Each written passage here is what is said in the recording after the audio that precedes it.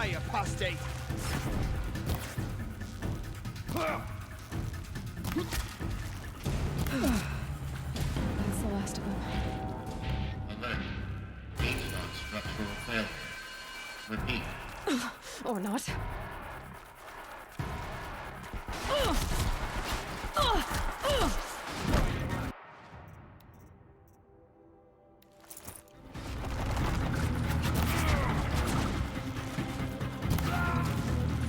Your end has come!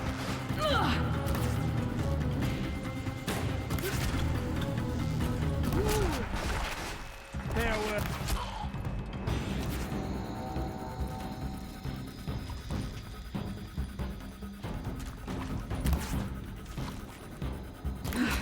Room's clear. For a moment, anyway. Then get moving. You have to find Gaia.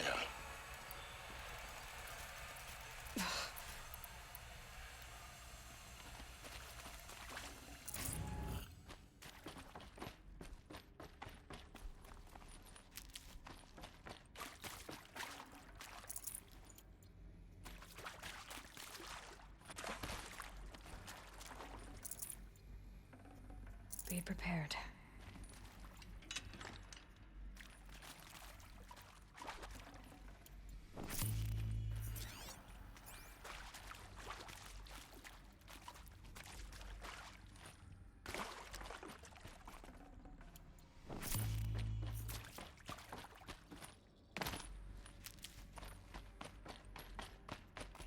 These will keep.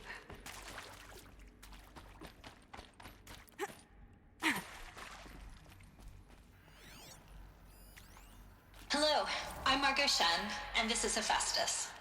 As the name might tip you off, this is going to be the subordinate function that Gaia will use to make lots and lots of robots. Her personal forge.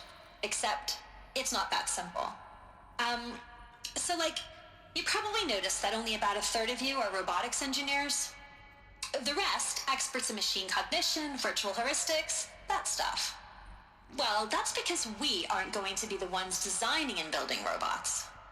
The last thing we want is to burden Gaia with a bunch of outmoded 21st century designs. Waste of time. Our purpose is to empower Gaia to build the robots, and not just build, imagine, from scratch. Any robot she needs for any conceivable purpose, designed and fabricated at a snap of a finger. Hers. Her finger. So, Hephaestus isn't really the forge. It's more like the knowledge of craft and ingenuity of a mastersmith to wield the hammer. Encoded as software. Virtual creativity made real. Gaia's already learning. In simulations, she's doing some very creative things with fractal assembly and animal morphologies. Her designs aren't about to win the Liam Prize anytime soon, but hey, everyone has to start somewhere. So, yes, time to get started. Let's do this. I don't get it. Which part? It's a little technical at places. If Gaia was I've seen these shapes before. In cauldrons. But of course, the birthing places of Gaia's machines.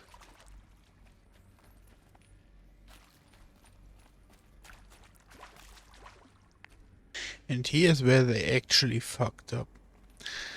Because in the holograms that we saw at the start, when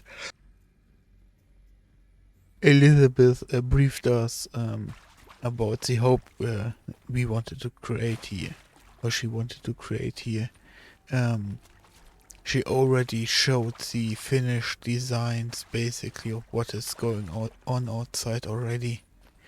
So no creativity here, but that is more due to a plot mishappen. They should have went with they should have just scanned normal crocodiles and deers and bugs and not have any machine modulation on them. They kinda cheaped out and used the base model for the hologram, which is not okay. I was about to say it's fine. It's just everything else is so awesome that I wanna say it's okay, even so it's not.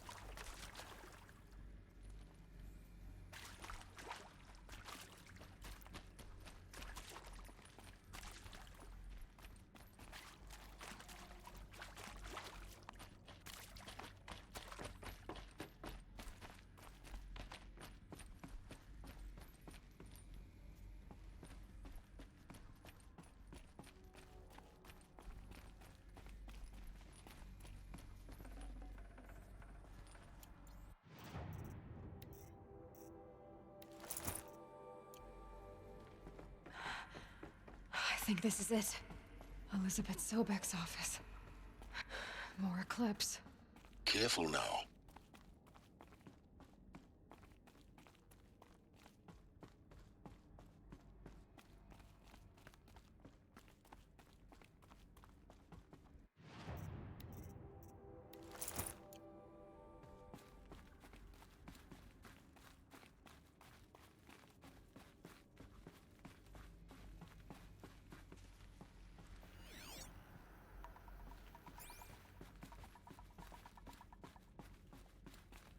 Welcome to Apollo, the collective memory of the human species and the wellspring of knowledge for future generations.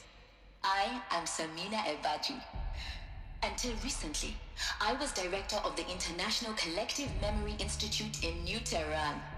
As a heritage professional, I devoted my career to the preservation of human knowledge, creative endeavor, and cultural achievement. Apollo is, therefore, the ultimate embodiment of a lifelong passion, albeit under the very worst circumstances imaginable. The challenges before us are immense. Specifically, we will have to design and implement 4 major initiatives simultaneously. First, the construction of data repositories in cradle facilities around the world ensuring redundancy. Second, the collection and processing of a projected 180 million discrete data entries. 42 zettabytes of data in Mandarin, English, Spanish, and Arabic. Third, the transferal and encoding of all that data onto DNA encapsulated in synthetic fossils. The only medium capacious and durable enough to safeguard it without degradation for the centuries to come. And last, but not least, the development of the holographic interface and gamified curricula, by which future humans will commune with Apollo, progressively unlocking heuristic learning modules, leveling up their knowledge and skills they will need to take control of the terraforming system. That is the future towards which all of our efforts will be directed. Not just the preservation of the past, but the seed for the flourishing of a new tree of knowledge. Welcome, and let us begin.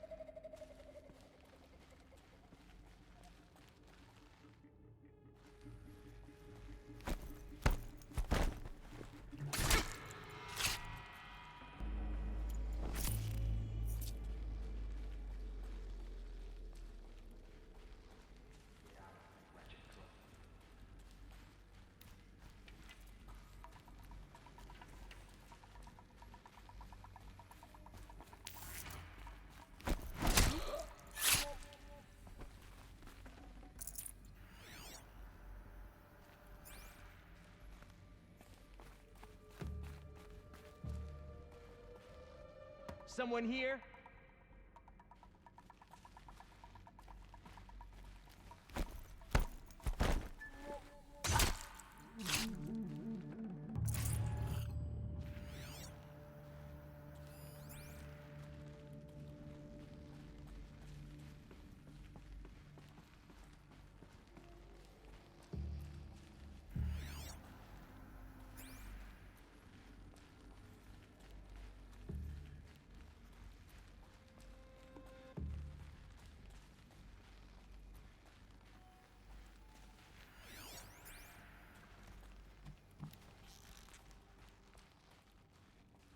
I'm tired of hiding.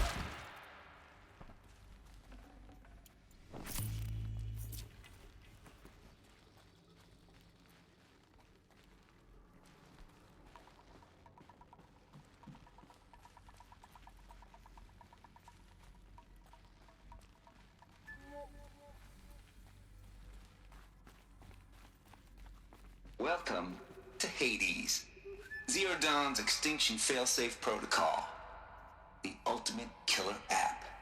Now, I know what you're thinking. The purpose of Gaia is to resurrect life.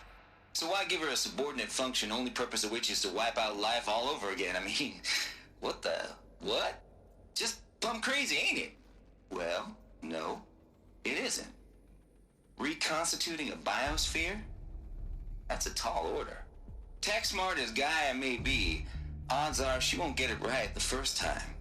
I mean, imagine you're Gaia, 200 years from now, and this new biosphere growing, it's all gone wrong. Alkalines are skyrocketing, coniferous forests eroding under the lash of superstorms that would have drowned Noah. It's chaos, a spinning top that won't stop wobbling. Now what are you gonna do? Release phase 1 organisms into that hot mess? Hope their CO2 and methane can balance out what you got started? Hell no. What you're gonna do, Gaia, is step aside while Hades takes over and does what you're just too darn nurturing and life-loving to do, which is burn that misbegotten mess of a biosphere to the ground so Gaia can start over. Okay, not burn, more like reverse terraforming operations and suffocate it. But you get the idea. Hades takes the biosphere back to zero. Square one, blank slate. And then, only then, does it hand the steering wheel back to Gaia and say, try again, old girl. And better this time, or we'll have to do this again. That's Hades. It's pretty badass when you think about it.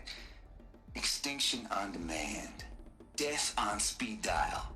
All for the greater good, of course, but still, kind of metal. So welcome to Hades. Welcome to the void.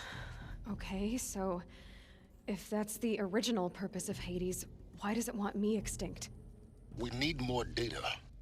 And how does it end up in the wreckage of a Pharaoh Titan, getting worshipped by the Eclipse like some kind of god? I'm learning as you are, Aloy. Keep searching.